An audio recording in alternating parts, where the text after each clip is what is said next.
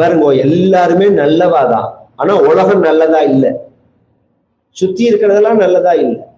குழந்தைகளை நீங்க க்ஷணத்துக்கு க்ஷணம் வாட்ச் பண்ணலன்னா அத்தனை உழைப்பும் வியர்த்தமா போயிடும். அது மட்டும் ஜாக்கிரதையா இருக்கணும்.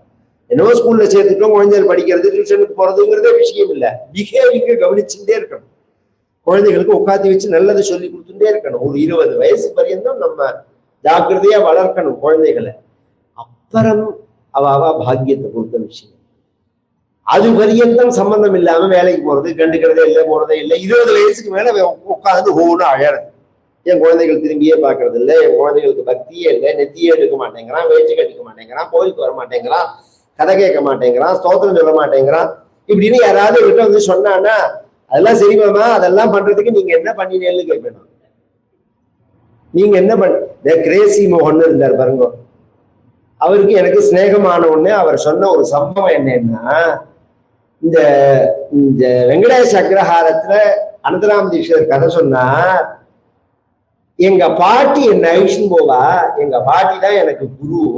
எல்லா இடத்துலயுமே சொல்லுவார் அவர். இத்தனை நான் பெருமையா வந்ததுக்கு காரணம் எங்க பாட்டி தான். லங்க பிரவேசம் பண்ணி ஆஞ்சநேயர் வாழ்ல தீ வச்சு லங்கையில தீ வச்சாருன்னு அனந்தராம் தீட்சிதர் சொல்லிட்டே இருக்கிறதேவே அந்த கதைக்கு போட்டிருந்த பந்தல்ல தீ பிடிச்சு கொடுத்து ஒரு இடத்துல. எங்க பாட்டி என்ன தெரியுமா பண்ணினா தீட்சிதர், இப்படி அடப்பா உள்ள பந்தல் அது, அவ என்னை தூக்கின்னு ஓடல, என்னை தூக்கி அப்படியே வெளியில போட்டான்னா. அந்த பந்தல் இடுக்க வழியா தூக்கி அண்ணன் போட்டுட்டா என்னன்னா. குழந்தைய எதுக்கு சொல்றேன்னா, அப்படி இந்த குழந்தைகளுக்கு கூடவே வச்சிருந்து அந்த குழந்தைகளுக்கு சொல்லி கொடுப்பா. கவனிக்கணும், குழந்தைகளை கவனிக்கணும். ராமர் வால்மீகி கிட்ட என்ன சம்மானம் பண்ணணும்னு கேட்ட உடனே, நான் கேட்கிற சம்பாவனையை நீ கொடுப்பியான்னு கேட்டார் வால்மீகி. கொடுத்துதான் ஆகணும்னாரு. நான் ராஜா, நான் வாக்கு கொடுத்தா அது இப்படிதான் நடக்கணும்னா. இல்ல ஒரு ஆச்சரியம் என்னன்னா, சீதையை ஆயிடுச்சுன்னு வர சொன்னார். சீதை வந்தா வால்மீகி பக்கத்துல நிற்கிறா. இவளை நீ ஏத்துக்கணும். இந்த ராமாயணத்துக்கு பலன் என்னன்னா, இவளை நீ ஏத்துக்கணும். ஏன் அப்படின்னு கேட்டால், இந்த ராமாயணத்துல நான் என்ன எழுதியிருக்கேன் தெரியுமா? பலஸ்ருதி, பிரிந்தவர்கள் ஒன்று சேருவார்கள், தம்பதிகள் பிரியவே மாட்டார்கள், குடும்பம் ஒற்றுமையா இருக்கும், குடும்ப விருத்தியும் தனதாண்டிய விருத்தியும் ஸ்திரீஷ்ட முக்கியா சுகமுக்த மஞ்ச சுத்வாசுபம் காவியமிதம் மகார்த்தம் பிராப்னோதி சர்வான் புவிஜார்த்த சித்தியும் ஆயுஷ்யம் ஆரோக்கிய. இத்தனை பலஸ்ருதிய நான் சொல்லியிருக்கேன். மக்கள் நம்பணும்னா முதல்ல உன் குடும்பம் சேர்ந்திருந்தா தானே ராமா நம்பும்னு.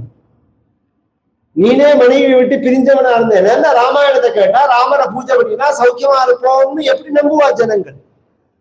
நீ இந்த சீதையை சேர்த்துக்கணும்னா, ராமர் சொன்னார், அது மக்கள் கையில தான் இருக்கு. மக்கள் வேண்டாம்னு நினைச்சதுனாலதான் நான் சீதைய கொண்டு காட்டுல விட்டது. மக்கள் சரின்னு சொன்னா நான் சேர்த்துப்பேன். எனக்கு சீதை வேண்டாம்ங்கிற எண்ணம் கிடையாதுன்னு.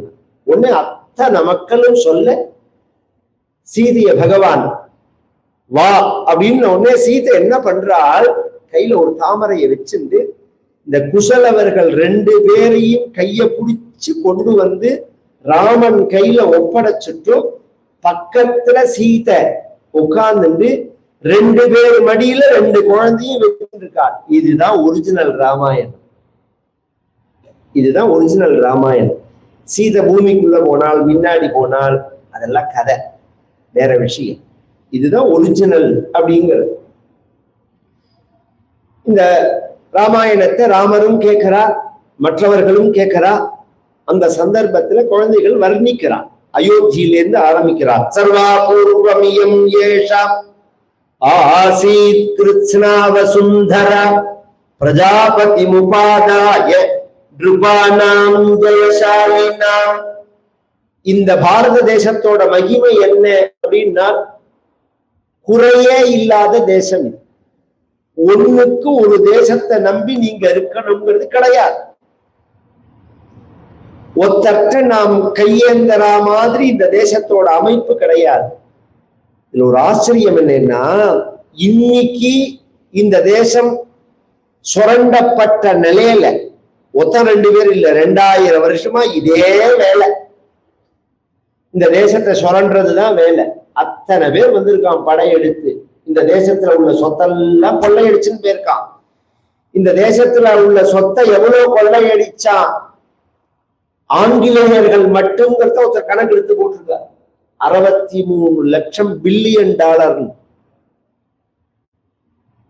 நம்மளுடைய அந்த இந்தியாவோட கெப்பாசிட்டி இருக்கு பாருங்க, நாலு ஏதோ மொத்த அந்த பட்ஜெட் இருக்கு பாருங்க, அது மாதிரி 20 மடங்கு இவன் கொள்ளையடிச்சுன்னு போயிட்டான். பிரிட்டிஷ்காரன் மட்டும்.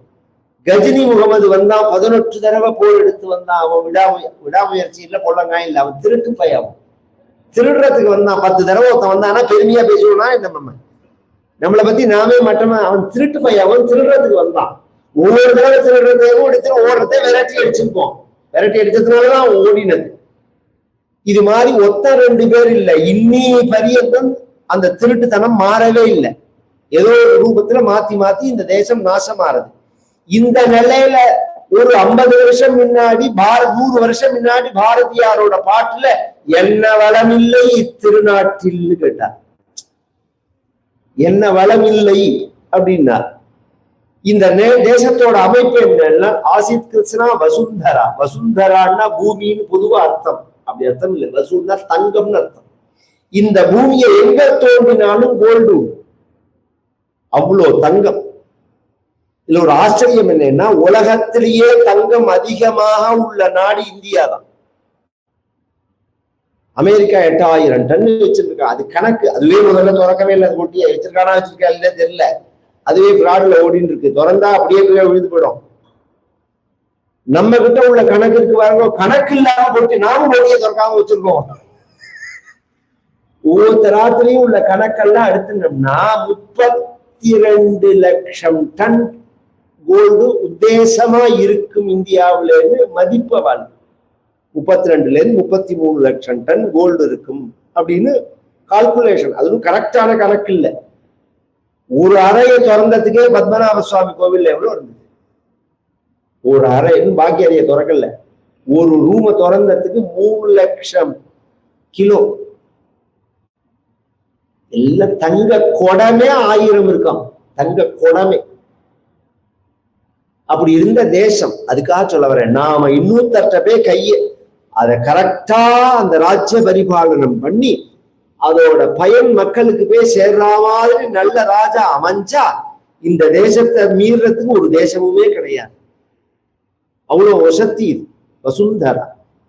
இப்பேற்பட்ட தேசத்தை தர்மமான ராஜாக்கள் ராஜ்ய பரிபாலனம் பண்ணிட்டு வரத்தே அயோத்திங்கிற நகரத்துல சூரிய வம்சத்தை சேர்ந்த ராஜாக்கள் ராஜ்ய பரிபாலனம் பண்ணிட்டு வந்தால் அதுல 64வது தலைமுறையா வந்தவன் தசரதன்னு பேர். அந்த சூரிய வம்சத்திலேயே நாராயணன், பிரம்மாவோட புள்ள காசியபர், காசியபரோட புள்ள மனு, மனுவனுடைய புள்ள இக்ஷ்வாகு, விகுச்சி, புரந்தயன், அனேனசு, புருத்துன்னு வரிசையா வரும். அதுல 64வது தசரதன் பேர். தசரதனே 2 தசரதன் இருக்கான் இந்த பரம்பரையில. இந்த தசரதனுடைய ராஜ்யம் வயசு 60,000 வருஷம். மகா புத்திசாலி தசரதன் இருக்கான் பாருங்க. மகர்ஷிகள்போ ராஜரிஷி திருசுலோகேஷு விஸ்ருதா. அவன் மகர்ஷிக்கு துல்லியமானவன், ஆனா ராஜரிஷி. பொதுவா ஏன் இத சொல்றாருன்னா, செயல்படுத்துறது அட்மினிஸ்ட்ரேஷன் வேற, அட்வைஸ் வேற. இந்த ராஜாங்கம் 2 பகுதி பண்றதுக்கு மந்திரி சபைன்னு பேரு. நிர்வாகத்துல உள்ளது. இன்னைக்கு அப்படிதானே இருக்கு. மந்திரி சபை அந்த மெம்பர்ஸ் எல்லாம் பார்லிமெண்ட்லயோ சட்டமன்றத்திலயோ ஒரு விஷயத்த தேசத்துக்கு எது க்ஷேமமா இருக்குமோ அதை சொல்லி தீர்மானம் பண்ணி கொண்டு வர அதை நிர்வாகத்துக்கு அதை கொண்டு போகணுங்கிறது சிஸ்டம். அத நல்லதை சொல்றதுக்கு முதல்ல அறிவு வேணும். இது செஞ்சா மக்களுக்கு நல்லது வரும் அப்படின்னு சொல்றதுக்கு புத்திசாலித்தனம் வேணும். தீர்க்கமான புத்திசாலித்தனம் இருக்கணும். குறுகியதான ஒரு மதிப்பீடு இருக்கக்கூடாது. 100 வருஷம் கழிச்சு இன்னது வரும் அதுக்கு இப்பயே நாம நாளை காலத்தால சாப்பாட்டுக்கு தயிர் வேணும்னு இன்னைக்கே பாலை உரம்பத்தி ஊற வைக்கிறோமா, இல்ல காலத்தால பாலை கடையில ஏதுன்னு உடனே காது போறதுக்கு வாங்கிட்டு வான்னு சொல்றோமா? நாளைய பத்தி முன்னாடி திட்டமிடல் இருந்தாதான் அந்த குடும்பம் சுபிக்ஷமான குடும்பம்னு அர்த்தம், ஒழுங்கா நடக்கும்னு அர்த்தம். அது மாதிரி நாட்டுக்கு ஒரு திட்டமிடல் வேண்டாமா? நாளைக்கு இந்த நாட்டுக்கு என்ன தேவை, மக்களோட போக்கு எப்படி இருக்கு, வியாபாரம் எப்படி இருக்கு, இது இல்லைன்னா இது என்ன ஆகும், இவாளுக்கு என்ன பண்ணி வைக்கணும், இத்தனை நாளைக்கு உள்ளவன் தசரதன். இந்த தசரதனோட ராஜ்யத்தை பத்தி சொல்றார். அங்க எப்படி இருந்தது அப்படின்னு ஒரு சின்ன உதாரணம் சொல்லிட்டு போறேன். அந்த ரோடு பெருக்கிறவா இருக்கா பாருங்க, இவா கடைநிலை ஊழியர்னு பேர் ராஜாங்கத்துல. இதுல உயர்வு தாழ்வு இல்ல, கடைநிலை ஊழியர்னு. காதுல வைரத்தோடு போட்டு இருப்பாங்க அயோத்தியில. அப்படியே இருக்கு, அப்படியே இருக்கு. திரஷ்டும் சக்கியம் அயோத்தியாயாம் நாவித்வான் நச்ச நாஸ்திகா. படிக்காதவன் ஒருத்தர் கிடையாது அயோத்தியில, நாஸ்திகவாதின்னு ஒருத்தர் கிடையாது. பொதுவா ஒழுங்கான படிப்பை படிச்சாலே நாஸ்திகவாதம் போயிடும். அதனால தெரிஞ்சுக்கோங்க. விசாரணம் வேற. இதனால இது வருமா, இப்படி நடந்ததா, இதுக்கு என்ன அப்படின்னு விசாரிக்கலாம். அந்த கொஸ்டின் எப்படி இருக்கணும்னா நம்பிக்கையினுடைய அடிப்படையில இருக்கணும். நான் நம்ப மாட்டேன்னு சொல்லிட்டு ஆரம்பிக்க கூடாது. நம்ப மாட்டேன்னு இருந்தா உலகத்துல இத்தனை கண்டுபிடிப்புகளே வந்திருக்காது. உலகத்துக்கே தெரியாத விஷயத்த இருக்குன்னு அவ நம்பினத்தினாலதான் கண்டுபிடிக்கிறதுக்கு இறங்கினா, அதனாலதான் கண்டுபிடிச்சா, அப்புறம் தான் உலகம் அதை நம்புகிறது. இது மாதிரி கோடி விஷயம் இருக்கு. அதனால நம்பிக்கையினுடைய அடிப்படை தான் ஆராய்ச்சிங்கிறது இருக்கணும், அறிவுங்கிறது வளரணும். இதெல்லாம் சொல்றார் அயோத்தியில இப்படி எல்லாம் இருக்கு அப்படின்னு. இத்தனை சர்வத்தோட சகல வசதியோட உள்ள அந்த அயோத்தியில தசரதனுக்கு 3 மனைவிகள், பட்ட மகிழ்ச்சிகள். அந்த 3 பேர் கௌசல்யா, கைகேயி, சுமித்ரேன்னு. இந்த 3 பேருக்குமே குழந்தைகள் கிடையாது. இந்த குழந்தைகள் பிறக்கிறதுக்கு பல வகையான ஒரு முயற்சிகளை பண்றான். பொதுவா நம்ம சாஸ்திரம் கண்மூடித்தனமா எதையுமே பேசாது. மந்திரம் மணி ஔஷதம்னு தான் சொல்றது. ஒரு விஷயத்த சரி பண்ணிக்கிறதுக்கு முதல்ல மந்திரம், அப்புறம் மணி, அப்புறம் ஔஷதம். ஔஷதம்னா மருந்து. நீ வைத்தியமே பண்ணிக்காதேன்னு சாஸ்திரம் சொல்லல. இப்ப உங்களுக்கு ஒரு மருந்து கொடுத்தா அந்த மருந்து உங்க உடம்புல ஆக்டிவேட் ஆகணுமே, அதுதான் இந்த விஷயமே. ஒரே வியாதிக்கு 10 பேருக்கு மருந்து கொடுத்தா 4 பேர் குழைக்கிறான், 6 பேர் செத்து போறான். டாக்டர்கிட்ட கேட்டா அவருக்கு அந்த மருந்து வேலை செய்யலைங்கிறார். எனக்கு வியாதி போறதுக்கு தான் உங்ககிட்ட செஞ்சேன், வேலை செய்யறதா செய்யலையாங்கிறதா எனக்கு எப்படி தெரியும்? எனக்கு செய்யுமா செய்யாதான்னு உனக்கு தெரியாம நீ எப்படி மருந்தை கொடுக்கலாம்? நான் பரீட்சை தான் பண்ணி பார்க்க முடியும் பெரும். அப்ப இன்னி பிறந்த டெஸ்ட்ல தான் ஓடிட்டு இருக்கு. நீ பிறந்த வைத்தியம் இல்லை. நம்ம சாஸ்திரம் என்ன சொல்றது, முதல்ல அந்த உடம்ப என்ன மருந்து கொடுக்கறோமோ அந்த மருந்தை ஏத்துக்கிற மாதிரி உடம்ப தயார் பண்ணிட்டு தான் மருந்தை கொடுக்கணுங்கிறது. அதுக்குதான் மந்திரம் மணி இவைகள்லாம். எல்லாமே பரிகாரம் பண்ணிட்டான். குழந்தைகள் பிறக்கல. ஒரு நாளைக்கு சபையில எல்லாரும் இருக்கிறது வசிஷ்டரை பார்த்து சொன்னான், நான் உலகத்துல எல்லா சௌக்கியத்தையும் அனுபவிச்சுட்டேன், ஒரு சௌக்கியம் மட்டும் எனக்கு என்னன்னு தெரியல. மமலாலப்யமானஸ்ய புத்ரார்த்தம் நாஸ்தி வை சுகம் ததர்த்தம் ஹயமேதேன யக்ஷ்யாமீதி மதிர்மம. ஒரு அல்வாவை வாயில போட்டுண்டா என்ன டேஸ்ட்னு தெரிஞ்சுக்கிறோம், ஒரு ஜூஸ் குடிச்சா என்ன டேஸ்ட்னு தெரிஞ்சுக்கிறோம், ஒரு மனைவியை தொட்டா எப்படி இருக்கும்னு தெரிஞ்சுக்கிறோம். அது மாதிரி குழந்தைய தொட்டா எப்படி இருக்கும்னு எனக்கு தெரியலையே. குழந்தைய தொட்டு கொஞ்சினா அது எவ்வளவு சுகமா இருக்குங்கிறது எனக்கு தெரியவே இல்லையே. அது சுகமானா தொட்டி கொஞ்சரவனை கேள்றா தெரியும். குழலியது யாழினது என்ன தம் மக்கள் மழை சொல் கேளாதவர். அதுவும் பிள்ளைகளை காட்டும் பேரம் பேத்தி வரத்தே தான் ஜாஸ்தி ஆயிடும்.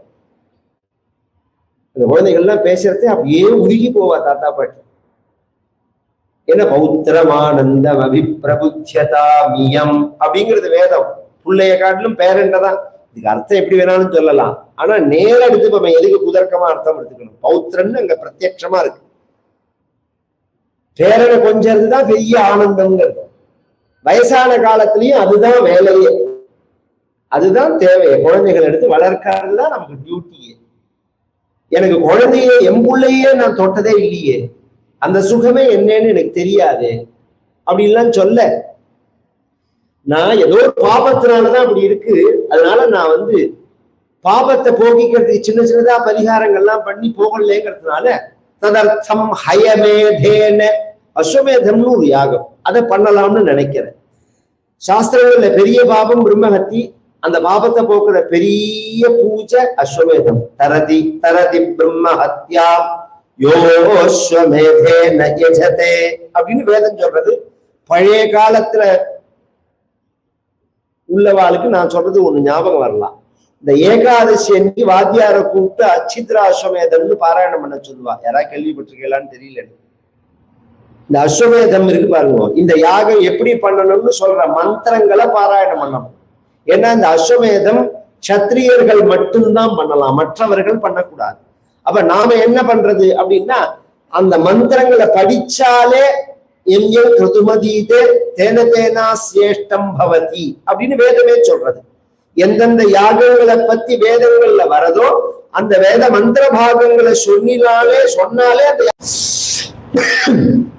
அஸ்வமேதம் பண்ணலாம்னு இருக்கேன்னு உடனே வசிஷ்டர் சொன்னார், உனக்கு கண்டிப்பா தீர்மானமா 4 புள்ள பிறக்க போறதுன்னா. சர்வதா பிராட்சியதே புத்திராணி சதுரோ அது அமித விக்ரமானி, உனக்கு 4 புள்ளைன்னா.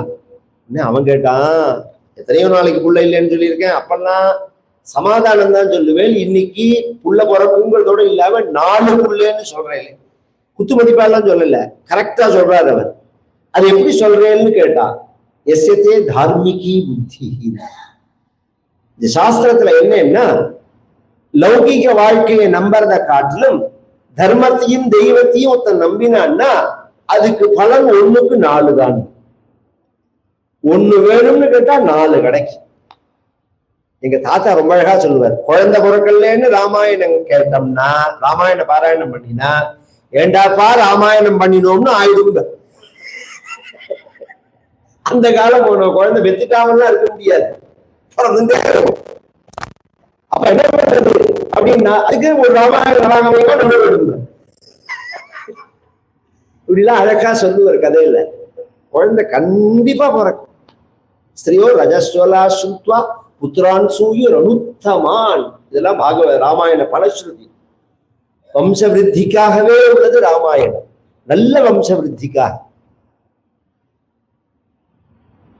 உடனே அந்த யாகத்தை பண்ணி வைக்கலாம் அப்படின்னு உடனே அப்ப சுமந்திரன் ஒரு விஷயத்த சொன்னான், இது மாதிரி நீங்க யாகம் பண்ணுவேன், அது முடிஞ்ச உடனே ஒரு இஷ்டி பண்ணணும், புத்திரகாமேட்டி. இது பாபம் போற யாகம், புல்ல பிறக்கிறதுக்கு ஒரு இஷ்டி பண்ணணும். அதுக்கு ரிஷியசிங்கர்னு ஒரு மகரிஷியை வச்சுன்னு பண்ணுவீர்கள் நீங்கள்னு கிருதயுகத்துல சனகாதிகள் பேசின்ற போது நான் கேட்டேன்னா, இத்தனைலாம் நீ சொல்லலையேடான். ஒரே சமயத்துல கொட்டி மேல அடிக்கிற மாதிரி இப்பதானே எல்லாரும் பேசுறேன்னா, எனக்கு இப்பதான் தோணினது அதுன்னா சுமந்திரன். ஒன்னு அஸ்வமேதம் பண்ணிட்டு ரிஷியசிங்கர்னு ஒருத்தர், விபண்டகர்னு ஒரு மகரிஷியினுடைய புத்திரர் அவர். அந்த விபண்டகரும் ரிஷியசிங்கரும் வசிச்ச அந்த பிரதேசத்துக்கு தான் சிருங்கேரின்னு இன்னைக்கு சொல்றோம் பத்தியில நம்ம, அந்த இடம் தான் சிருங்கபுரம்னு பேர். அது சிருங்கம்னா கொம்பு. அந்த அந்த துங்கபத்ரா நதி தீரத்துலதான் அவர் வசிச்சது. தபஸான இடம் அது, தபோ பூமி அது. அதனால அங்க இருந்தவர் அங்கதேசம்னு ஒரு தேசத்து ராஜா, தன் தேசத்துல மழை பெய்யல, அதுக்கு என்ன பரிகாரம்னா, அந்த ரிஷியசிங்கர் கால் வச்சாருன்னா மழை பெய்யும்னா, ரிஷியசிங்கரை அவ அப்பா அனுப்ப மாட்டேன்னு சொல்லிட்டார். அதனால அவர் இல்லாத போது சில நாட்டியமாட பெண்களை அனுப்பிச்சு பட்சணங்கள்லாம் கொடுத்து அவருக்கு ஒன்றும் வெளி உலகம் பெருசா தெரியாது, மகா தபஸ்வியானா. இந்த பட்சணங்களை சாப்பிட்ட உடனே இது எந்த மரத்துல காய்க்கிறதுன்னு, குஞ்சாலாடு லட்டெல்லாம் சாப்பிட்ட உடனே இதெல்லாம் காய்க்கிற மரங்கள்லாம் எங்க ஊர்ல இருக்குப்பா, நிறைய தரேன்னு சொல்லி அவரை நைஸா அழிச்சுன்னு வந்துட்டா. அதெல்லாம் கதை. அது ஒரு விசேஷம் சொல்றேன். அந்த அங்க தேசத்துக்குள்ள இவர் கால் வைக்கிறார் நடந்து வரத்துக்கு. அப்ப என்ன நடந்ததுன்னார் வால்மீகி, வஷே நெய்வாகதம் விப்ரம்னா, இவருக்கு முன்னாடி மழை பெய்துட்டே போறதாம். நம்ம கார்ல போறதே சில சமயம் முன்னாடி மழை பெஞ்சுட்டே போகும். அது மாதிரி இந்த ரிஷியேஷன் மழை பெய்யணும்னு தான் அவர் ஐஷன் வந்து யாகம் பண்றதா அவன் இருந்தான். அதெல்லாமே இல்லை, அவர் காலை வச்ச உடனே மழை பெய்யறது. அந்த ரிஷியேஷன்ங்கிற ஐஷன் வந்து புத்திரகாமேஷ்டி பண்ணி இந்த யாகம் முடிஞ்ச உடனே ஒரு பாத்திரத்துல பாயசத்தை வச்சு யாக குண்டத்திலேருந்து ஒரு மனிதன் வெளியில வரலாம், ஒரு தேவதை வெளியில வந்து தசரதன் கையில கொடுக்கறது. இது அபூர்வமான விஷயம், இது அதிருஷ்டமான விஷயம். யாகம்ங்கிறதெல்லாம் ஏதாவது ஒரு சமயத்துல அப்படி நடக்கும். அது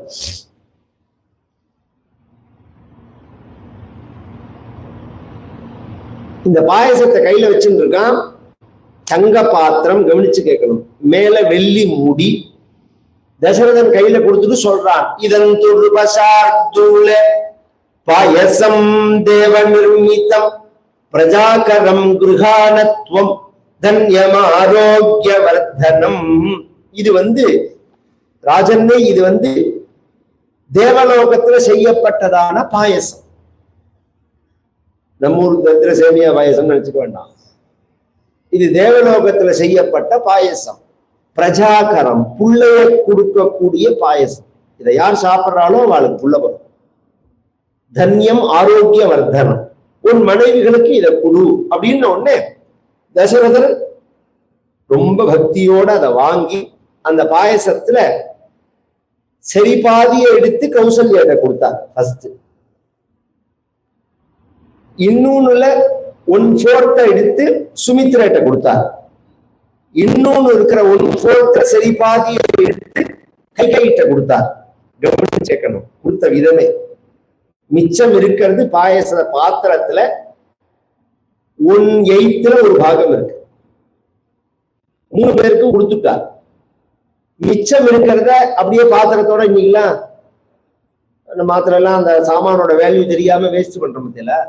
அது மாதிரி இதை தூக்கி போட முடியாது, வேண்டாம்னு சொல்லிட்டோம். ஏன்னா இது இது வந்து தேவலோகத்துல நிர்ணயம் பண்ணப்பட்ட பாயசம், நிர்மாணம் பண்ணப்பட்ட. ஐயோ இது பிரசாதம்னு சொல்லி வழிச்சு இவர் வாயில போட்டுண்டார்னு வச்சுக்கோங்க தசரதன், இது வயிறு வீங்கி போயிடும். அப்புறம் இது பிரஜாகரம், இது குழந்தைய கொடுக்கிறது. அப்ப என்ன பண்ணலாம், இதை தூக்கியும் போடக்கூடாது, நாமும் சாப்பிடக்கூடாது, இன்னொருத்தருக்கும் கொடுக்க கூடாது. மிச்சத்தை வழிச்சு அனுசிஞ்ச சுமித்ராயி புனரேவ மகீபதி. 2வது தடவை சுமித்ரைக்கு கொடுத்தார். சுமித்ரைக்கு ஏன் கொடுப்பானே அப்படின்னா, அப்படி வாங்கின உடனே கௌசல்யா சாப்பிட்டா, வாங்கின உடனே கைகை கொடுத்தது கௌசல்யா சுமித்ர கைகை ஃபர்ஸ்ட் சாப்பிட்டது. முதல்ல கௌசல்யா சாப்பிட்டா, அப்புறம் கைகை சாப்பிட்டா. தன் கையில கொடுத்தத சாப்பிடாம வச்சிருந்தா சுமித்ர. சரி இவதான் சாப்பிடாம இருக்கான்னு அவ கையில கொடுத்துட்டா. 2 தடவை கொடுத்ததுனால 2 குழந்தை சுமித்ரைக்கு. சாப்பிட்ட பிரகாரம் குழந்தை பிறக்கிறது. முதல்ல கௌசல்யா சாப்பிட்டா, அப்புறம் கைகை சாப்பிட்டா. முதல்ல ராமர், அப்புறம் பரதர், அப்புறம் தான் லக்ஷ்மணன். 3வது தான் லக்ஷ்மணன். பரதனுக்கும் தம்பி லக்ஷ்மணன், அப்புறம் சத்ருகுணன். இந்த கதையை சொன்னான். குழந்தை இதுல இன்னொரு விசேஷம் சொல்றா. பாயச பிரதானங்கள்லாம் ஆகி இவெல்லாம் சாப்பிட்டு முடிச்சு அவபிரத ஸ்நானங்கள்லாம் முடிஞ்சு கிளம்பி நகரத்துக்கு வந்துட்டா.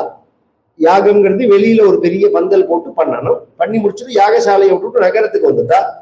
நகரத்துக்கு வந்தா பாயசம் சாப்பிட்டதுக்கு பொதுவா வசந்தத்துலதான் பண்ணுவா யாகம். இந்த தை மாசத்துக்கு அப்புறம் தான் யாகங்கள் எல்லாமே பண்ணணும். பாயசம் சாட்டத்திலேருந்து 12வது மாசம் வந்து ராமர் பிறக்கிறான்னா குறிப்பிட்டு சொல்றார். இதுக்கெல்லாம் யாராவது பதில் சொல்ல முடியுமா? ராமருக்கு 60,000 வயசா 11,000 வயசான்னு ஆர்கியூமெண்ட் எல்லாம் பண்றோமே நம்ம. 12 மாசம் கர்ப்பவாசம் மனுஷனுக்கு உண்டா என்ன? இங்க குறிப்பிட்டு இருக்கு. ததஷ்ட துவாதசே மாசே சைத்ரே நவமிகே தீதோ. ஏன்னா நமக்கு கர்ப்பவாச காலம் 12 மாசம் தான். எப்படி 12 மாசம்னா, அப்பாட்ட 2 மாசம் முதல்ல இருக்கோம் நாம, அப்புறம் தான் அம்மாட்ட டிரான்ஸ்பர் ஆகிறோம். அம்மாட்ட 10 மாசம், டோட்டல் 12 மாசம். அதனால கர்ப்பமே 1 வயசுன்னு சாஸ்திரம் சொல்றது. நம்மளுடைய சாஸ்திரங்கள்ல கர்ப்ப காலம் இருக்கு பாருங்க, அது 1 வயசு. அதனால கர்ப்பாஷ்டமேஷு பிராமணம் உபநயீதா அப்படிலாம் சொல்றது. ஒரு ஆச்சரியம், உலகத்துல எதுவுமே நாம சொல்லாதது கிடையாது, எல்லாம் நாம சொன்னதுதான். இந்த சைனால கர்ப்பத்தை 1 வயசா சேர்த்துதான் அங்க வயசு கணக்கு. இன்னைக்கு சைனாவோட கவர்மெண்டோட சட்டமே அப்படிதான். இது அவன் கண்டுபிடிச்சதெல்லாம் இல்ல, நாம சொன்னதுதான். கர்ப்பத்தை ஒரு வயசா சேர்க்கணும் சில விஷயங்களுக்கு. அப்படி சேர்க்கும் போது 12வது மாசம் ராமர் பிறந்தார். துவாதசே மாசே சைத்ரே. சைத்திரம்னா சித்திர மாசம்னு அர்த்தம் இல்லை. இந்த அமாவாசை பங்குனி மாசத்துல அமாவாசை தாண்டி எடுத்துன்னா சைத்திரம்னு பேரு. சித்திர பிறந்தாச்சு சாஸ்திர ரீதியா, சைத்திரம் வந்தாச்சு. சித்திர தமிழ்ங்கிறது சித்திர. அதனாலதான் கவனிச்சேன்னா பஞ்சாங்கத்துல ஒரு வருஷம் பங்குனி மாசத்துல இருக்கும் ராமநவமி, ஒரு வருஷம் பார்த்தா சித்திர மாசத்துல இருக்கும். சில சமயம் பார்த்தா ஒரே சமயம் சித்திர மாசத்திலையும் ராமநவமி இருக்கும், பங்குனி மாசத்திலையும் ராமநவமி இருக்கும், ராமநவமியே இல்லாத வருஷமும் இருக்கும். சித்திர மாசத்துல ராமநவமி வந்திருக்கும், பின்னாடி பார்த்தா பங்குனி மாசத்துல ராமநவமி வரும், ராமநவமி இருக்காது. இது என்ன ஒரு கன்ஃபியூஷன்? கன்ஃபியூஷனே கிடையாது, நாங்க கரெக்டா தான் சொல்றோம், உங்களுக்கு தான் கன்ஃபியூஷன். நீங்க பிறந்த தேதியை சொல்றேன், அதை வச்சு கொண்டாடுறேன்னு வச்சுப்போம். பிப்ரவரி மாசம் லீக் இயர்ல 29ஆம் தேதி ஒருத்தருக்கு பிறந்திருக்கா, அவருக்கு பிறந்த நாள் எப்படி கொண்டாடுவோம்? ஏன் கொஞ்சமாவது மூளை வேண்டாம? அந்த கணக்கு எப்படி வர்றது? இப்படியே கொஞ்சம் கொஞ்சமா சேர்க்கறதுலாம் ஒண்ணு மொத்தமா சேர்த்துடுறோம். நாங்க அப்படி பண்றது இல்லை, அதை நாழிகைன்னு பிரிக்கிறதுனாலதான் பின்னாடி போடுது. இதெல்லாம் ஜோசிய ரீதியா உள்ள பர்ஃபெக்டான கால்குலேஷன் அதெல்லாம். அதனால சிரார்த்தமோ பிறந்த நாளோ கல்யாண நாளோ எதை கொண்டாடுறதா இருந்தாலும் பஞ்சாங்கப்படிதான் கொண்டாடணும். தேதியை இங்கிலீஷ் தேதியை வச்சு கொண்டாடக்கூடாது. நீங்க கல்யாணம் பண்ணிண்டா எந்த மாசம் எந்த நட்சத்திரத்துல கல்யாணம் பண்ணிட்டேலோ அந்த மாசம் அந்த நட்சத்திரத்துலதான் வெட்டிங் டே கொண்டாடணும். பிறந்த நாள் மாதிரி அது, போன நாள் திதி கணக்கு. இப்ப விஷயத்துக்கு வருவோம். 12வது மாசம் பகவான் பிறக்கிறான், நவமி திதியில பிறக்கிறான். இன்னைக்கு நவமி ராமநவமி போது இந்த வருஷம் 2 ராமநவமி. முதல் நாளைக்கு ராமநவமி, மறுநாளைக்கு ராமநவமி. 26 ராமநவமி, 27 ராமநவமி. 26 நவமி உள்ளது, 27 தான் புனர்வசு சேர்றது. அதுல 27 நவமி இருக்கு. அதனால ஆலயங்கள்ல கொண்டாடும் போது 26ல கொண்டாடிட்டு ஆத்துல கொண்டாடும் போது 27ல கொண்டாடணும் அப்படிங்கிறத பஞ்சாங்கத்திலே விவரமா போட்டிருக்காவ. சைத்திர நாவமி கேத்திதம் நட்சத்திர அதிதிய தேவதையாக உடைய நட்சத்திரம் புனர்வசு. இன்னென்ன நட்சத்திரத்துக்கு இன்னென்ன தேவதைங்கிற மாதிரி ஜாதகத்து டேட் ஆஃப் பர்த் வருஷங்கள்லாம் சொல்லலையானா எல்லாம் சொல்லியிருக்கு, நமக்கு கனெக்ட் பண்ண தெரியல. கடக லக்னம், புனர்வசு நட்சத்திரம், கடக ராசி, கடக லக்னம், 5 கிரகம் உச்சம், சோச்ச சம்ஸ்தேஷு பஞ்சசு அப்படின்னு இந்த கால்குலேஷனை போட்டுட்டே போனா ராமர் எத்தனை வருஷம் முன்னாடி பிறந்தாருங்கிறது தெரியும். ஏன்னா இந்த கிரகங்கள் ஒரே சமயத்துல எல்லாம் ஒரே மாதிரி இருக்கிறது கிடையாது, அமையாது, ரொம்ப மைனூட்டா. அதனாலதான் ஜாதகத்தை பிரிக்கிறோம் நாம. லக்னம், திரிம்சாம்சம், நவாம்சம், ஷோடசாம்சம், ஷட்விம்சம்னு 60 வரையும் பிரிக்கிறோம். அதை லக்னத்தையே பிரிச்சு போனா மைனூட்டா போயிட்டே இருக்கும். கிரகங்கள் மாறும் அந்த சமயத்துல.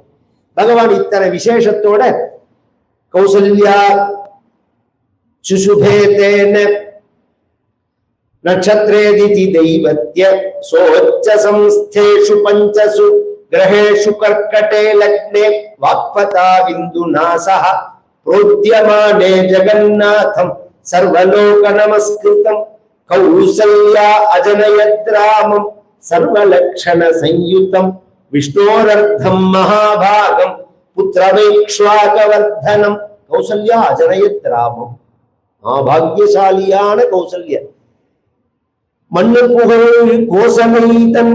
அதனாலதான் மகாபாகியசாலியான கௌசல்யன்னு வால்மீகி சொன்னதுனாலதான் குலசேகர ஆழ்வார் மண்ணு புகழ் கோசலைதன் மணிவயிறு வாய்த்தவனே. அபூர்வமான வியாக்கியானங்கள் இதெல்லாம். கௌசல்யோட வயது மணி வயரா இருந்து அதுல ராமன் பிறந்தானா, ராமன் பிறந்ததுனால அது மணி வயராச்சா? கௌசல்யோட புண்ணியத்தினாலதான். எல்லாரும் அதை தெரிஞ்சுக்கணும். சில பேர் சொல்லுவா, எங்க அப்பா எனக்கு ஒண்ணுமே பண்ணல, நானே சுயம்புவா வந்தேன்மா. முதல்ல நீ இப்படி வரத்துக்கே உங்க அப்பன் தான்டா காரணம். உங்க அப்பன் ஜாதகத்துல 9ஆம் இடம் நன்னா இருந்தாதான் புள்ள நன்னா இருப்பான்னு இருக்கு. அவன் வேணா அந்த பலனை அனுபவிக்கிறதுக்கு யோகம் இல்லாம இருக்கலாமே தவிர அவன் ஏதோ பண்ணின புண்ணியம் புத்திரன் டிரான்ஸ்பர் ஆயிடும். சில பேர் சம்பாதிக்கிற காலத்துல ஒரு பைசா செலவழிக்காம எலி பொந்துல சேர்க்கிற மாதிரி எல்லாத்தையும் சேர்த்துட்டு அப்படியே கொண்டு புத்திர அர்ப்பணம்னு கொடுத்துட்டு போற மாதிரி அது மாதிரி புண்ணியத்தை கொடுத்துட்டு போவா சில பேர். அவ காலத்துல அனுபவிச்சிருக்க மாட்டா. உங்க அப்பா புண்ணியம் பண்ணாம நீ சௌக்கியமா இருக்கவே முடியாது. அதனால எங்க அப்பா எனக்கு என்ன பண்ணினார்னு கேட்கறத விட அயோக்கியத்தனம் முட்டாள்தனம் எதுவுமே கிடையாது. உங்க அப்பாவாலதான் நீ சௌக்கியமா இருந்தேன்னா அதுக்கு உங்க அப்பா தான் காரணம். அவ பண்ண அப்பா அம்மா அப்பான்னா அப்பா இல்ல, அப்பா அம்மா பண்ண புண்ணியம் தான் காரணம். கௌசல்யா பண்ண புண்ணியத்தினால ராமர் பிறந்தார். அடுத்தது மறுநாளைக்கு பரதன் பிறந்தான் கைகேயிட்டு. 3வது நாள் ஆயில்ய நட்சத்திரம் அன்னைக்கு லட்சுமணனும் சத்ருகுணனும் பிறக்கிறார். 3 மனைவிக்கு 4 குழந்தைகள். ஒரு குழந்தை தனக்கு பிறக்குமான்னு ஆசைப்பட்ட தசரதனுக்கு 4 குழந்தைகள் பிறந்து. தசரதன் மட்டும் இல்ல, அயோத்திய உற்சவஸ்ட மகானாசீத்து அயோத்தியாயாம் ஜனாகுலஹா, ஜனங்கள்லாம் ரகல கட்டி அடிச்சுட்டான். வீதி முழுக்க தோரணம் கட்டி வாழை மரம் கட்டி பந்தல் போட்டு நல்ல விளக்கு ஏத்தி எல்லாரும் புதுசு கட்டிண்டு புஷ்பத்தை வாரி அரைச்சு ஒத்தர தட்டி கொடுத்துட்டு நம்ம வம்சம் வந்தாச்சு, நம்ம ராஜா வம்சம் வந்தாச்சு, நம்ம தேசத்துக்கு குழந்தை பிறக்க போறா ராஜாவுக்குன்னு ஜனங்கள்லாம் அப்படி கொண்டாடணும்னா அது மாதிரி ராஜாவா இருக்கணும். அப்பாடா கிளம்பினாண்டா அப்படின்னு சொல்ற மாதிரியா இருக்கிறது. அது மாதிரி ஒரு ராஜாவான்னா இருக்கணும். குழந்தை பிறந்ததுக்கே கொண்டாடணும். இவனுக்கு குழந்தை பிறந்ததுன்னா எவ்வளவு பெரிய பாக்கியம் நமக்கு அப்படிங்கிற மாதிரி. அது மாதிரி ஜனங்கள்லாம் அதை கொண்டாடினார்கள்ங்கிற சந்தோஷமான ராமாவதாரம் இன்னைக்கு. நாளைய தினம் சீதா கல்யாணம்.